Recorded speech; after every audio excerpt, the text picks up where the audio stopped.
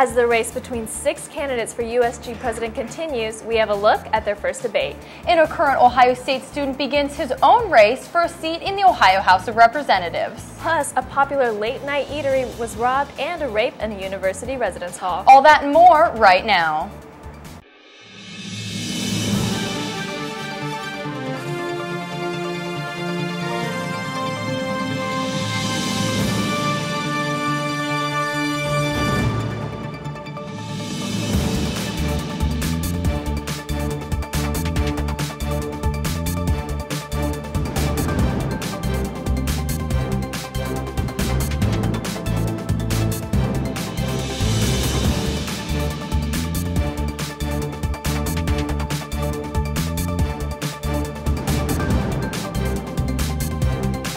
I'm Alexandria Chapin. And I'm Alice Bacani. You're watching Buckeye News Now. The 6 USG presidential candidates gathered at the Ohio Union this week for their first debate.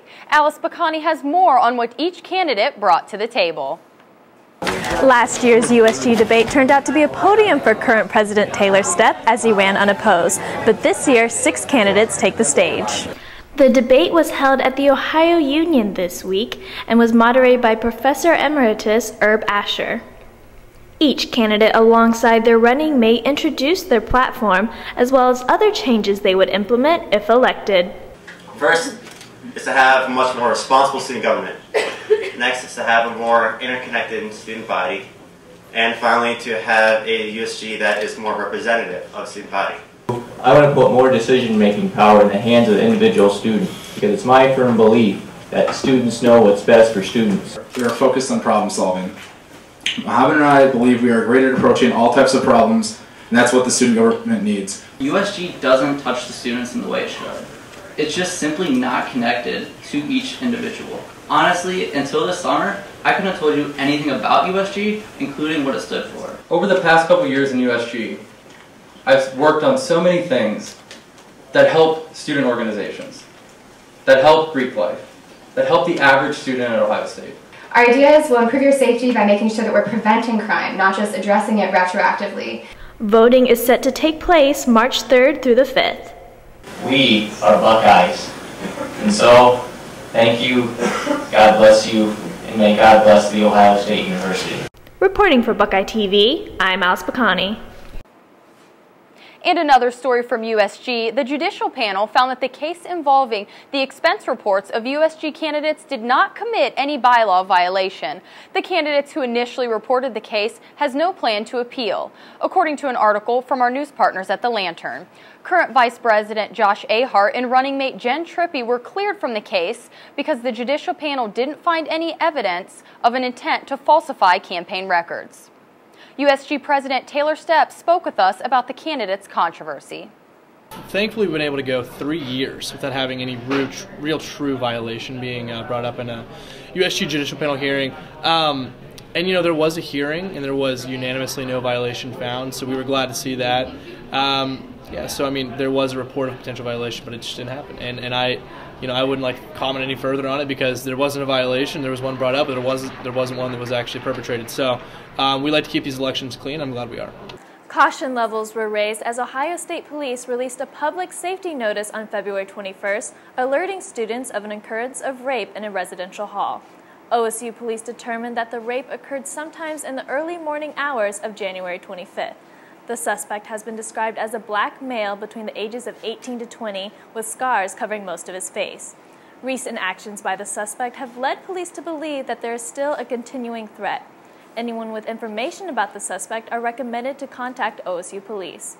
University police spoke to us with what precautions students should take while on campus. We want to make sure that all the students know that when you go into a residence hall, don't prop any of the doors and keep an eye out for suspicious activity around the residence hall. If you see anything that you believe doesn't belong or behavior that doesn't belong, make sure you call the police division. And if you have anybody that tries to slip in the door behind you, such as tailgating, make sure you alert the hall staff and call the police division for that as well.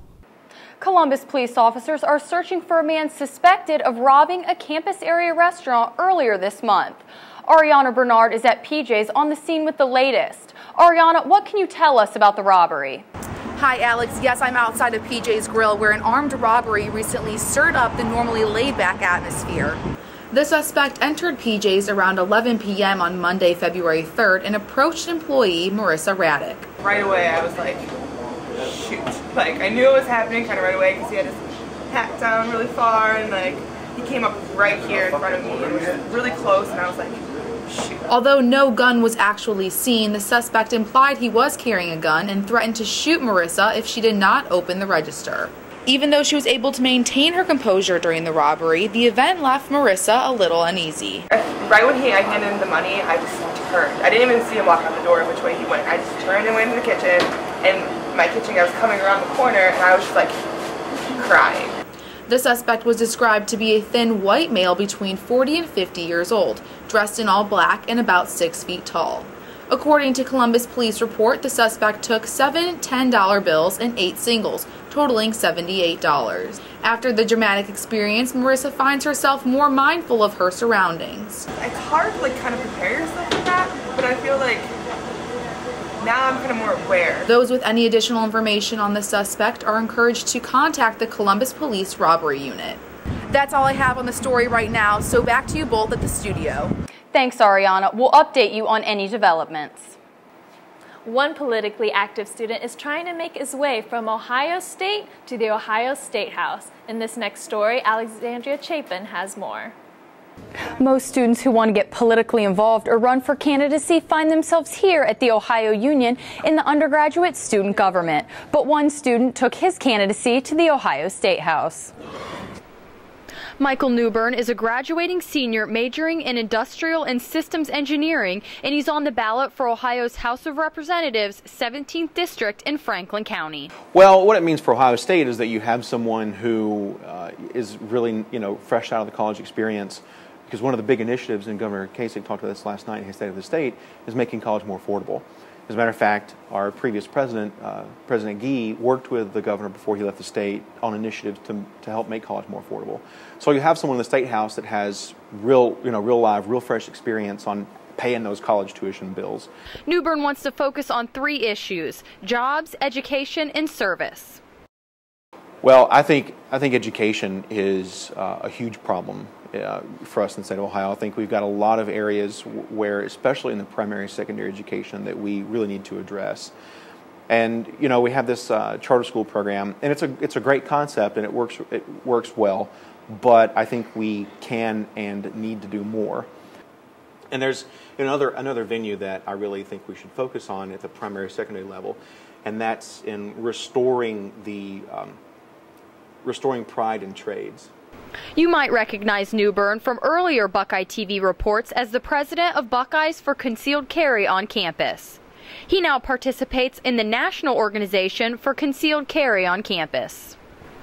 Newbern will be running on the Republican ticket against incumbent Democrat Mike Curtin.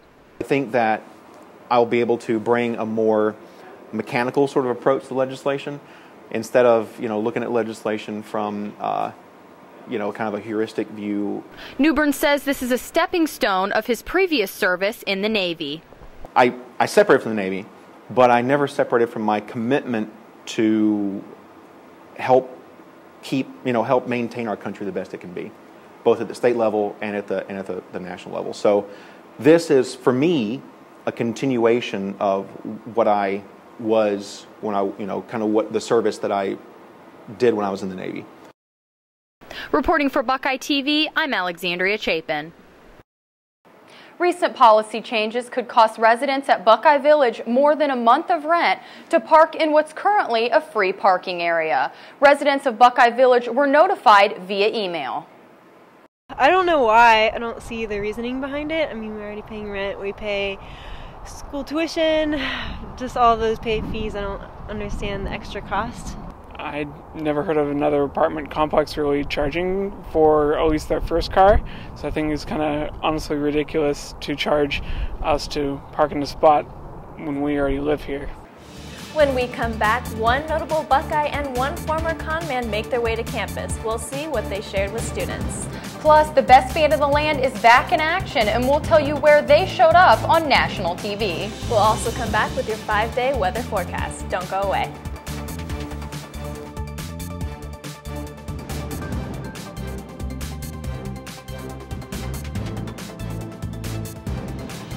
Members of the OSU community showed their support for the situation in Ukraine while staying close to home. Protests were held in several cities in Ohio, including Cleveland, Cincinnati, Dayton, and Toledo. Mariana Klachko, an associate professor at OSU Marion campus and the program advisor for the Ukrainian Society, helped to lead a protest here in Columbus. And the whole point of doing it is to support Ukrainian people, to express our solidarity with them, because a lot of the members of Ukrainian society at the Ohio State University, their relatives, their friends are in Ukraine, so it's very close connection, so people really feel the pain. Before contributing to U.S. security and intelligence operations, Frank Abagnale lived the life of a con man. The subject of the book and film, Catch Me If You Can, made an appearance at Ohio State this week. Stacey Jackson has more on the visit. Frank Abagnale is one of the most famous imposters in history. His thrilling life provided inspiration for the feature film Catch Me If You Can, starring Leonardo DiCaprio. He came to Ohio State to tell the story himself. Normally when I walk up to a podium to speak, it's about forgery and counterfeiting, embezzlement and identity theft and all kinds of things like that. But whenever I go asked to speak at a university or a college, they always ask me to talk about my life. He claims to have assumed no fewer than 8 identities, including that of an airline pilot, a doctor, a U.S. Bureau of Prisons agent, and a lawyer. My name is John Black. I'm a co-pilot with the company based out of San Francisco. Been with the company about 7 years. He escaped from police custody twice before the age of 21, and he served fewer than 5 years in prison before starting to work for the federal government. So I was really excited because I saw how Catch Me If You Can, the movie, and obviously it was a great movie, but it's a lot different seeing a reenactment of it with an actor versus hearing the stories of the actual person. So I was really excited to come out and hear his personal account of what actually happened to him, not a movie's rendition of his experience. I just thought that he had a really interesting story and wanted to hear more about him and how he did all the awesome things that he did. Although he only assumes his true identity these days, Frank Abagnale's unbelievable story will continue to astonish people for a long time to come. I'm Stacey Jackson with Buckeye TV. It's never too late to restore a reputation, as former Ohio State running back Maurice Clarett visited campus to speak to students about the events that disrupted his NFL career. He now travels and shares his stories in hope of helping others make good choices. Michaela Street has more on his speech. During his freshman year at Ohio State, Maurice Clarett helped lead the Buckeyes to a national championship in 2002. Now, the football player returns to campus, very different than when he left. It's supposed to be, I'm monitoring my behavior to be, excuse my language, a real. You know what I'm saying? In our community, you're supposed to be a real. This is what I'm monitoring my behavior after, because I want to be this guy.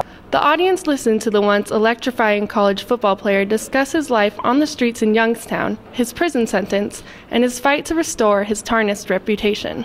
Youngstown shaped me in a way that just kind of kept the drive inside of me as I transcended through time. Now an author and philanthropist, he travels around the country to share his troubled life story so that others do not repeat it and make the mistakes he made.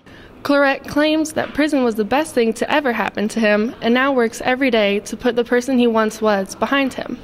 So I go to prison and it was spiritual, In a way I was happy because I was able to control myself. You were happy to be in prison? I was happy to be in prison, not happy that I was there. I was happy that I was able to get control of myself. So what's next for the former Buckeye star? Clarett says he wishes to one day return to Ohio State to complete his education. Well, no, I have to finish here because this is an area of my life that I feel like I didn't complete. I feel like this level is incomplete. I feel like I've had some success. Yeah, I've read a bunch of books while I was incarcerated. I do some things in the community. But I feel to tie this knot up from a level in my life, to show my commitment, to be an example for young men, period, to come back here and finish my education up. For Buckeye News Now, I'm Michaela Street. Researchers at Ohio State are working to find a way heart patients will no longer have to rely on pacemakers. The National Institutes of Health awarded a $1.5 million grant to researchers to find alternative ways of treating problems with the sinus node, a small tissue that controls how and when the heart beats. About 3 million people are currently in use of a pacemaker to monitor their hearts. The strategies in the past have been you put in a pacemaker, you put in a defibrillator to make your heart beat automatically, with almost like engineering and robotic type of things that we do very well here at Ohio State. What we want to do is to think 20 years out, and what are ways that we can either replace these cells or make these dying cells better, and so the heart rate can be maintained, the brain can work a little better, your kidneys can work a little bit better. I think I'm most proud of how we've been able to work in teams here to be able to do this. So a lot of the work we do is done with collaborations with faculty within the College of Pharmacy and Engineering, people like Cynthia Carnes and Vadim Fedorov, who've really led a lot of this. But a lot of the work that people probably may not realize has been done by undergraduates that are here at Ohio State. And so while we as faculty get a lot of the credit, it's the undergrads that do all the work and really are the brains behind this work. Our meteorologist Mackenzie Bart joins us now with your full weather forecast. Students got a little bit of a shock when they went from 50-degree temperatures to snow again this week. Mackenzie, what can we expect this weekend?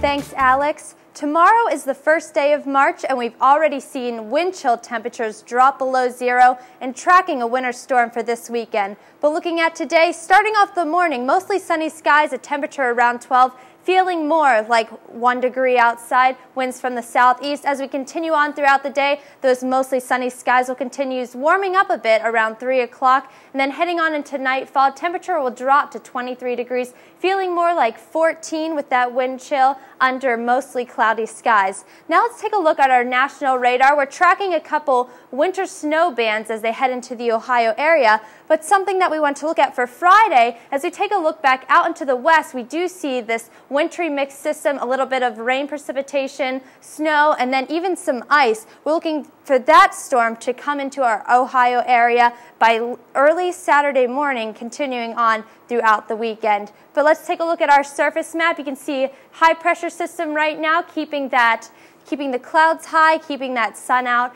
But as we take a look off into the west again, that low pressure system is what's bringing in that wintry mix for this weekend. Tonight, a low of 21 degrees, a chance of snow, 70%, so we could see a couple flurries coming in. And then Saturday, a high of 38, chance of snow at 60%, winds from the southwest, 5 to 10 miles an hour. Now let's take a look at your 5-day forecast. Saturday, a low of 23 degrees. Sunday, high of 28, low of 20. There is an 80% chance of snow flurries. Those snow flurries will continue on into Monday. High of 26, low of 12 as you see cold temperatures and even getting colder to start off your week next week. 25, 13 for Tuesday, and then Wednesday, mostly cloudy skies, a high of 23, low of 18. That's your Buckeye News Now weather update. Back to you guys in the studio. It all started with our video of the OSU Marching Band's halftime performance of Michael Jackson with over 9 million hits. And now the director of the best band in the land, Jonathan Waters, landed a live appearance on ABC's Good Morning America. Waters was there to help a Texas high school marching band redeem a performance misstep that went viral. When we come back, we're joined by our sports director, Franz Ross. He'll be bringing us a full campus sport report. Stay with us.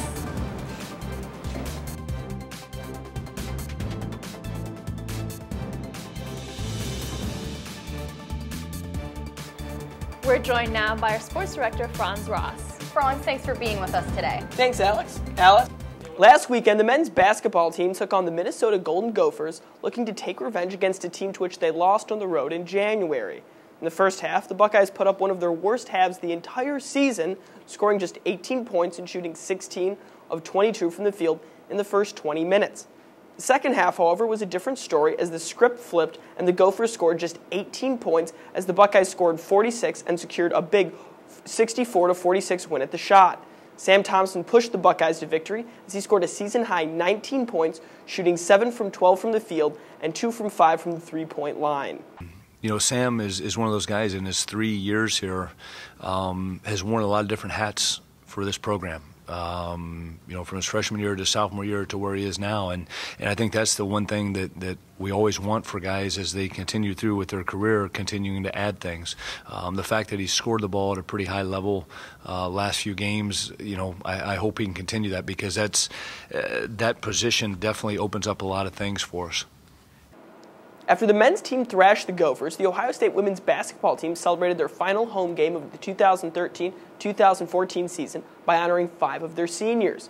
Amy Scullion, Ashley Adams, Doris Moore, Alexander Dubranick, and Martina Ellerby each suited up for the Buckeyes one final time against the Northwestern Wildcats, looking to finish things off in Columbus with a win. While the seniors were being celebrated, it was sophomore who led the Buckeyes to victory, and Amherst Alston, Ohio State's leading scorer this season, scored 30 points on 8 of 15 shooting to send the seniors off with a 71-62 victory. The women's basketball team will just have 2 games left on the road before ending their regular season. The thing you hope for most when you take over a program is that you have good kids, and the seniors are great kids. I've enjoyed, getting to know them, to coach them, and just to help them along, and hopefully can continue to stay a positive part of their lives and guide them in the future with anything I can help them do. So that's all we have for you this week on Buckeye News Now. Remember to like us on Facebook and follow us on Twitter. Thanks for watching.